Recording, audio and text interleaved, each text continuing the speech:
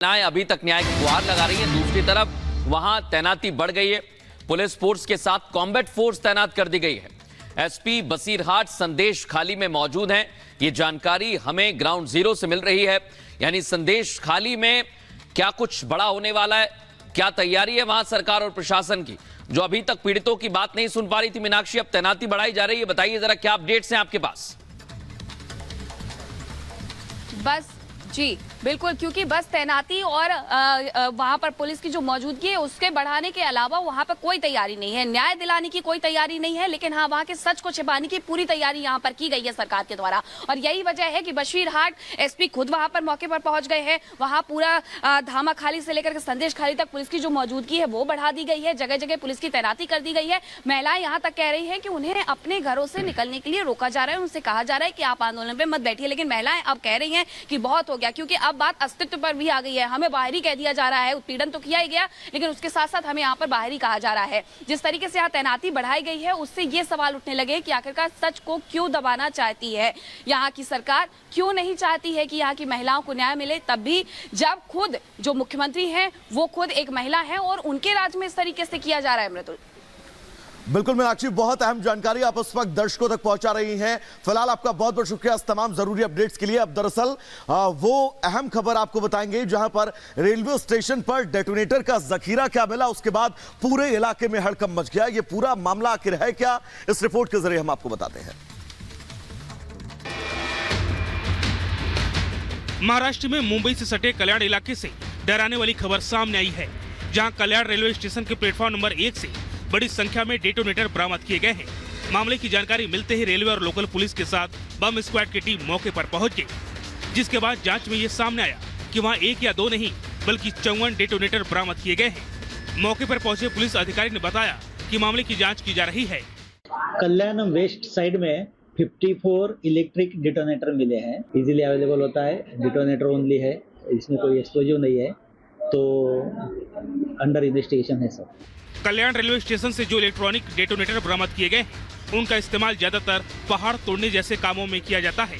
Police railway station की ओर और उसके आसपास की सीसीटीवी फुटेज भी स्कैन कर रही है, जिससे ये पता लगाने की कोशिश की जा रही है कि ये डेटोनेटर यहाँ कहाँ से पहुंचे और इन्हें यहाँ कौन लेकर आया। Bureau report, Republic Bharat.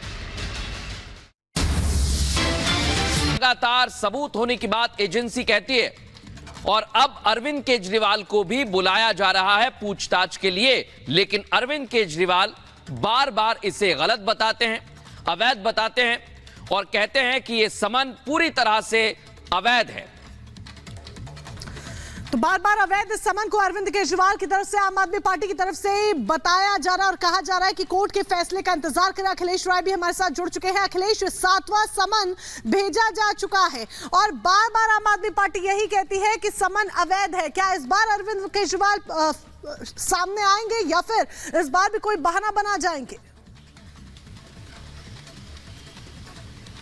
देखिए, 17 तारीख को जब कोर्ट में सुनवाई हुई थी उस दौरान अरविंद केजरीवाल वीडियो कॉन्फ्रेंसिंग के थ्रू पेश हुए थे और उन्होंने कहा था कि हम कोर्ट आना चाहते थे, लेकिन सदन की कार्रवाई चल रही है इसलिए हम यहां आने में असमर्थ थे और 16 मार्च की तारीख कोर्ट ने दी थी। लेकिन कोर्ट ने कहीं भी ईडी को समन जारी करने पर रोक नहीं लगाई थी, कहीं भी ईडी से पूछताछ करने के लिए उन्हें बुलाने पर रोक नहीं लगाई थी। कोर्ट ये एग्जामिन करना चाहता है कि आखिर जो 5 समन के बाद ये नहीं आए थे और इसकी शिकायत ईडी ने की थी उसकी वजह क्या थी। भले ही अरविंद केजरीवाल ईडी को लेटर लिखते हों और ये बार बार कहते हों कि ये समन उनका अवैध है, समन नहीं जारी कर सकते, लेकिन ईडी को यह अधिकार है कि वो पूछताछ के लिए बुलाए, समन जारी करे।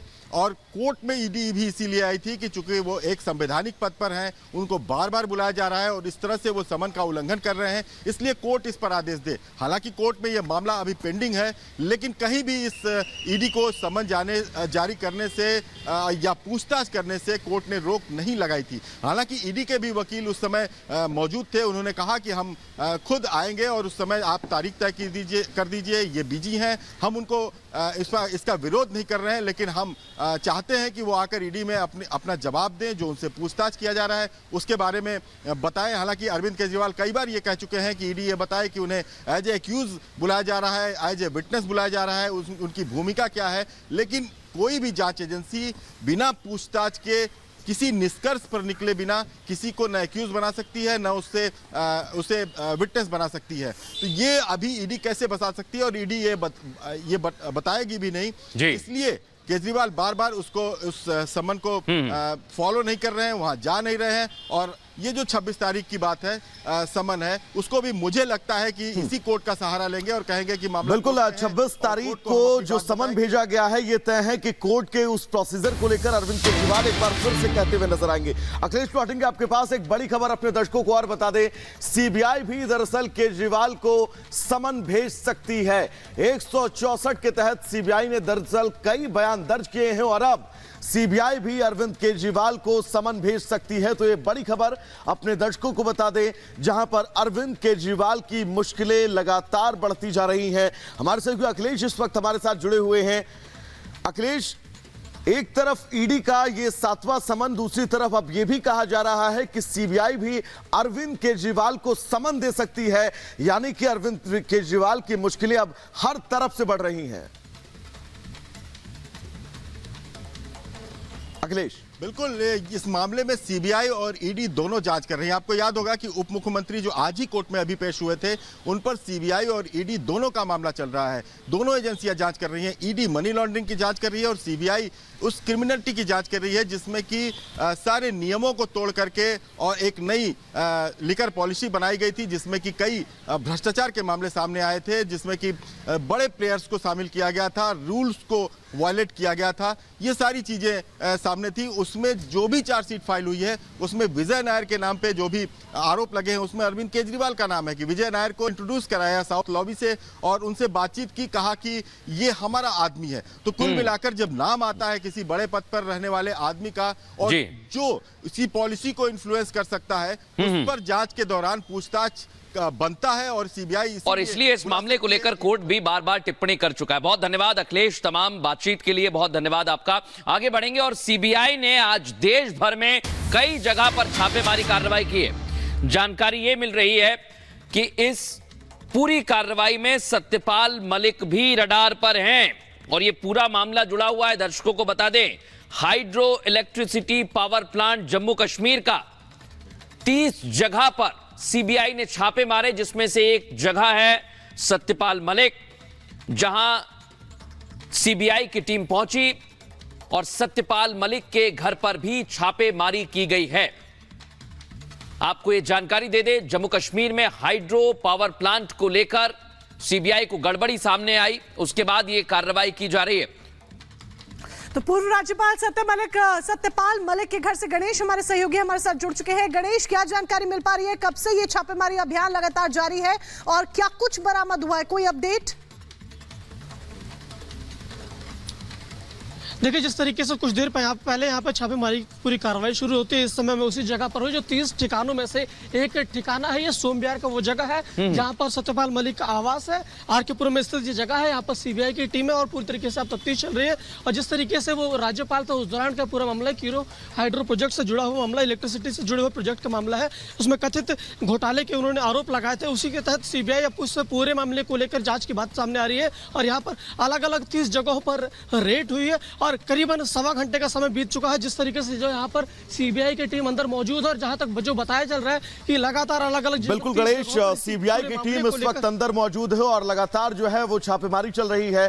फिलहाल लगातार आप इस खबर पर अपनी नजर बनाकर रखिएगा। आपका बहुत बहुत शुक्रिया इस तमाम जरूरी अपडेट्स के लिए। अब आगे बढ़ेंगे, एक और बड़ी खबर अपने दर्शकों को बता दें। दरअसल मुख्यमंत्री योगी आदित्यनाथ से मिले हैं ओम प्रकाश राजभर। अपने 5 विधायकों के साथ ओम प्रकाश राजभर ने मुलाकात की है। राज्यसभा चुनाव को लेकर दरअसल ये मुलाकात की गई है।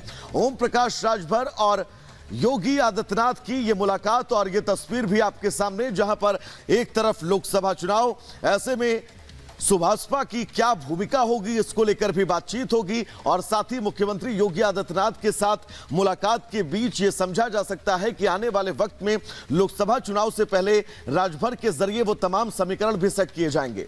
और हमारे सहयोगी राघवेंद्र इस समय हमारे साथ जुड़ गए। राघवेंद्र, बताइए जरा, राज्यसभा चुनाव को लेकर क्या समीकरण हैं उत्तर प्रदेश में?